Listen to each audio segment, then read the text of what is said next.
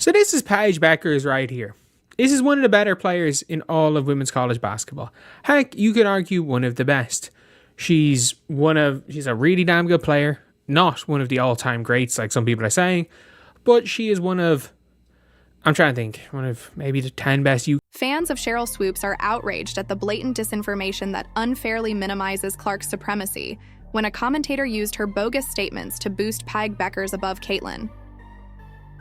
She doesn't force anything. She's not going to go out there and take 40 shots.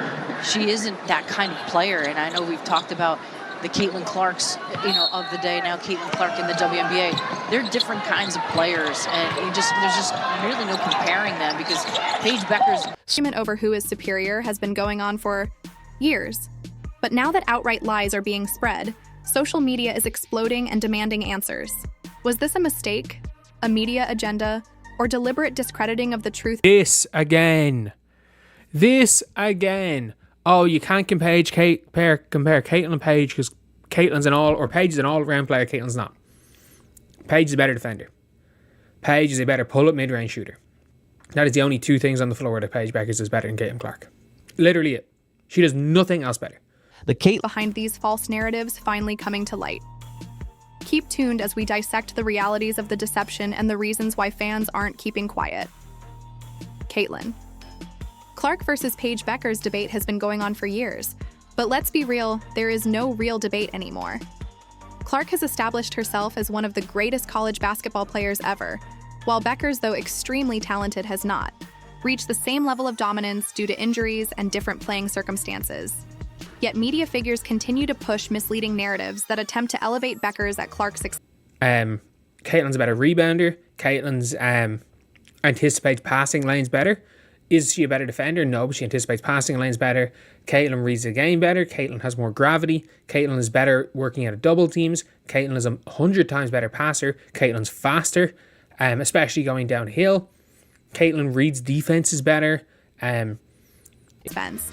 And this time, things went too far during a recent broadcast. A commentator paired some questionable claims saying Paige Bueckers is a more complete player because she gets her teammates more involved, doesn't force shots, and isn't selfish with the ball. But the real jaw-dropper, the claim that Clark takes 40-plus shots per game and plays an inefficient, selfish style. If you know anything about Clark's actual stats, you know how ridiculous this is. But here's the kicker. These same misleading statements have been made before, almost. She's going to get people the ball. She's going to look for her shot like that. And she's going to let the game really come to her. You never see her out there taking 40 or 50 shots. It's just not her game. She's already in double figures, now 2 of 5 from the field. But to your point, there's a way that you can dominate games. Sometimes it's brute force, which, listen. It's just different. It's just a different. Word for word by none other than Sheryl Swoopes. That's right, this isn't the first time. Swoopes has tried to undermine Caitlin Clark's greatness. And now that a commentator is repeating those same claims, fans aren't letting it slide. The numbers don't lie, and it's time to set the record straight first. Let's break down the most absurd claim that Caitlin Clark is a volume shooter who takes 40-plus shots per game.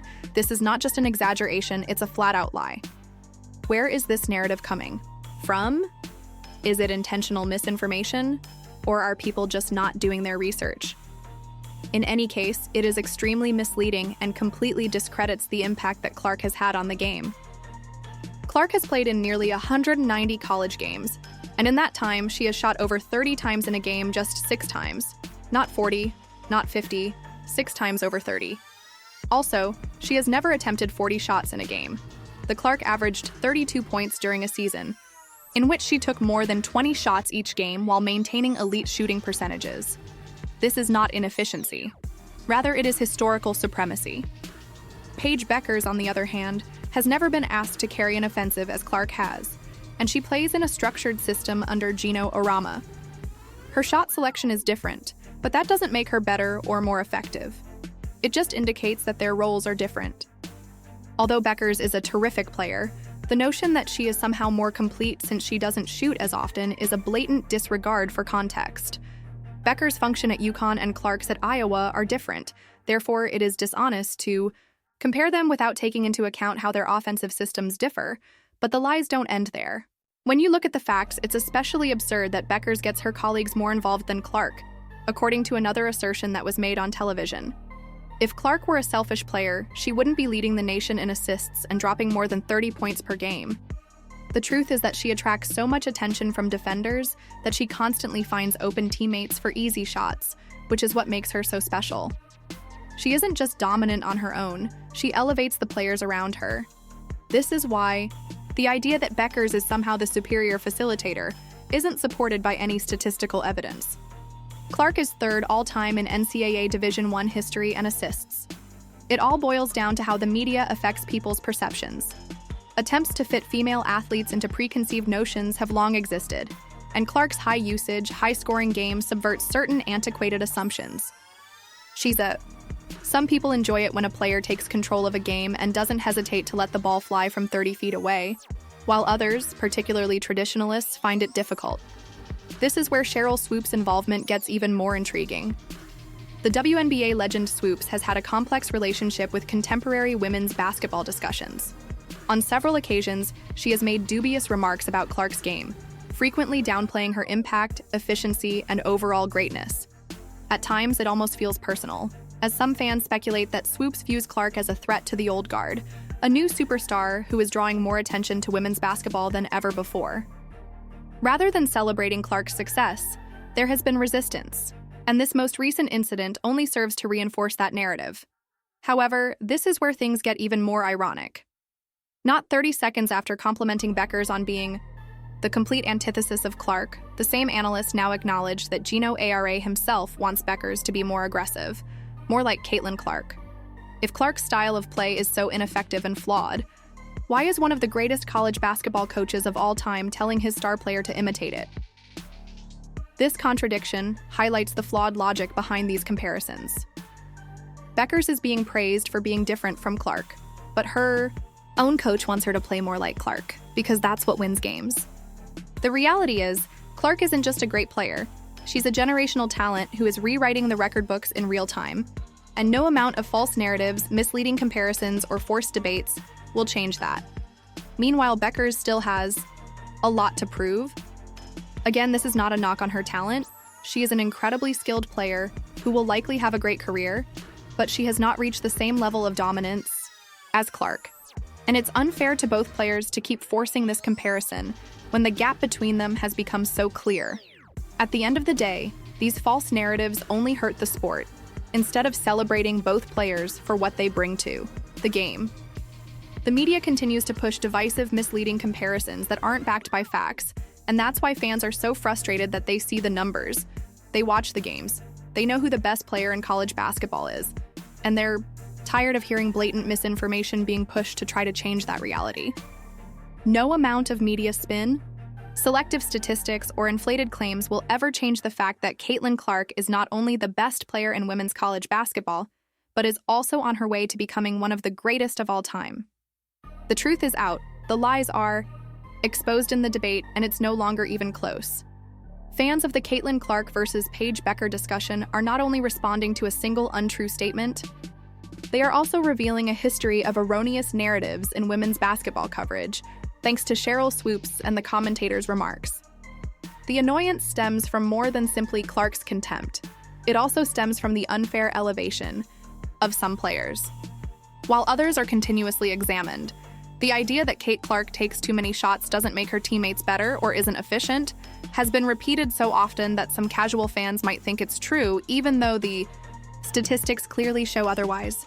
This further exacerbates the situation because Cait Clark has spent years proving herself at every level, breaking records, drawing large audiences, and changing the game. If Clark's style of play is so flawed and ineffective, why is one of the greatest college coaches in history pushing his best player to imitate it? The same people who applaud Paige Bueckers for playing differently from Clark are also saying that she needs to be more aggressive, take more shots, and dominate like Clark does. This is about how media narratives are influencing how people view women's basketball players, not only about Clark and Bueckers anymore. The discourse surrounding male athletes is quite different. There wouldn't be ongoing attempts to lessen his impact by supporting a player who hasn't accomplished as much, which is why so many fans are protesting because they perceive the unfair treatment of Clark in comparison to some of her peers. If an NBA player were setting records, garnering enormous viewership and showing concern for his team, the media would be praising him as the sport's face. They observe how some game legends reject her efforts and instead attempt to minimize her achievements in favor of others. And they observe how the media is fabricating stories to make the Clark versus Bueckers debate seem like something it isn't. Paige Bueckers is an amazing player in her own right. She has battled through injuries and is still among the best in college basketball, but using her as a means of disparaging Caitlin Clark only serves to harm both players.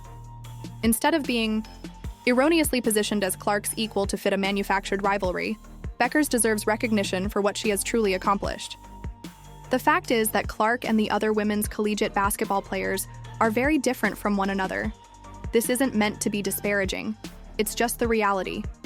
Clark is not only the finest player in the game right now, she is headed to become one of the greatest players of all time. However, rather than applauding this, some members of the media seem more interested in criticizing her performance and trying to undermine her.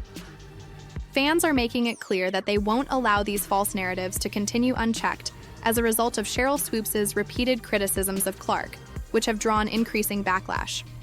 The performances speak for themselves, the numbers don't lie, and the notion that Clark is anything but a generational stereotype. Selling talent that is changing the game in real time is becoming more and more difficult. But this is where things could get even more intriguing. The way these narratives are now handled will have to change significantly as a result of Clark's move to the WNBA. Some media outlets still have the luxury of comparing her to collegiate athletes, manipulating statistics, and selectively framing conversations to support a false narrative. If Clark dominates the WNBA the way she did in college, the media will be forced to recognize her greatness once she reaches the professional ranks and begins to prove herself at the next level. At the same time, the analysts who have been downplaying her significance for years will have to turn around since the misleading analogies will no longer be valid. If Bueckers fails to make an impression right away, or if Clark soon becomes one of the best players in the WNBA, the same media that has elevated her to Clark's level will also have inflated expectations for her when she joins the league. Those who pushed this argument for years will be held accountable for their false claims. The social media era has altered everything, and fans have made it obvious that they will no longer put up with media spin. Because fans now have access to actual statistics, narratives can no longer be controlled as they once could. They can spot biased reporting and expose false information in real time by watching genuine footage and conversations. So what comes next? Nike, ESPN, and other companies that promote women's basketball will need to make a decision about who they really want to invest in. If Clark keeps dominating, will they eventually accept her as the game's face, or will they continue to promote other viewpoints? Most importantly, will the media finally allow Caitlin Clark and Paige Bueckers to be great in their own right, without continuously attempting to enforce a rivalry that no longer exists? Or will former players like Swoopes continue to hold on to antiquated prejudices that no longer hold water? What do you think? Did Sheryl swoop in this commentator to push a false narrative, or was this just another example of poor analysis? Clark is rewriting the record books, changing the way people watch women's basketball, and proving doubters wrong at every step. No amount of false comparisons or misleading claims will change the fact that the truth is out, the debate is already over, and this is already over. The facts are unambiguous. These comparisons are absurd because Caitlin Clark is so much better. Leave a comment below with your thoughts on whether the media should stop imposing this debate or if there is still a case to be made. If you liked this analysis, be sure to watch our next video as we have even more outrageous takes to reveal. Thank you for watching, and we'll see you